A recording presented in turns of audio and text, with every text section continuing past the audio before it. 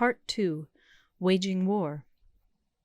Sun Tzu said, "In the operations of war, where there are in the field 1,000 swift chariots, as many heavy chariots, and 100,000 mail-clad soldiers, with provisions enough to carry them 1,000 li, the expenditure at home and at the front, including entertainment of guests, small items such as glue and paint, and sums spent on chariots and armor, will reach the total of 1,000 ounces of silver per day.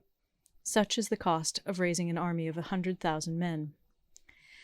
When you engage in actual fighting, if victory is long in coming, then men's weapons will grow dull and their ardor will be damped.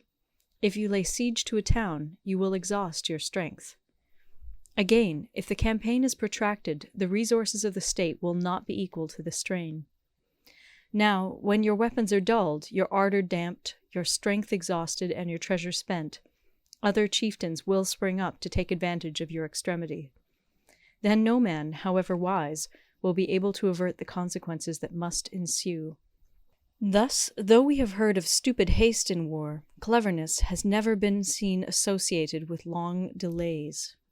There is no instance of a country having benefited from prolonged warfare. It is only one who is thoroughly acquainted with the evils of war that can thoroughly understand the profitable way of carrying it on. The skillful soldier does not raise a second levy. Neither are his supply wagons loaded more than twice. Bring war material with you from home, but forage on the enemy. Thus the army will have food enough for its needs.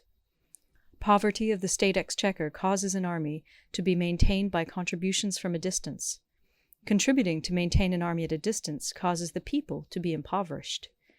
On the other hand, the proximity of an army causes prices to go up, and high prices cause the people's substance to be drained away. When their substance is drained away, the peasantry will be afflicted by heavy exactions. With this loss of substance and exhaustion of strength, the homes of the people will be stripped bare, and 3/10 of their income will be dissipated, while government expenses for broken chariots, worn-out horses, breastplates and helmets, bows and arrows, spears and shields, protective mantles, draft oxen, and heavy wagons will amount to 4/10 of its total revenue. Hence, a wise general makes a point of foraging on the enemy. 1 cartload of the enemy's provisions is equivalent to 20 of one's own, and likewise a single picul of his provender is equivalent to 20 from one's own store. Now, in order to kill the enemy, our men must be roused to anger. That there may be advantage from defeating the enemy, they must have their rewards. Therefore, in chariot fighting, when 10 or more chariots have been taken, those should be rewarded who took the first. Our own flags should be substituted for those of the enemy, and their chariots mingled and used in conjunction with ours. The captured soldiers should be kindly treated and kept. This is called using the conquered foe to augment one's own strength. In war, then, let your great object be victory, not lengthy campaigns. Thus it may be known that the leader of armies is the arbiter of the people's fate, the man on whom it depends whether the nation shall be in peace or in peril.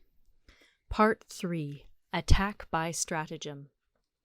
Sun Tzu said, "In the practical art of war, the best thing of all..."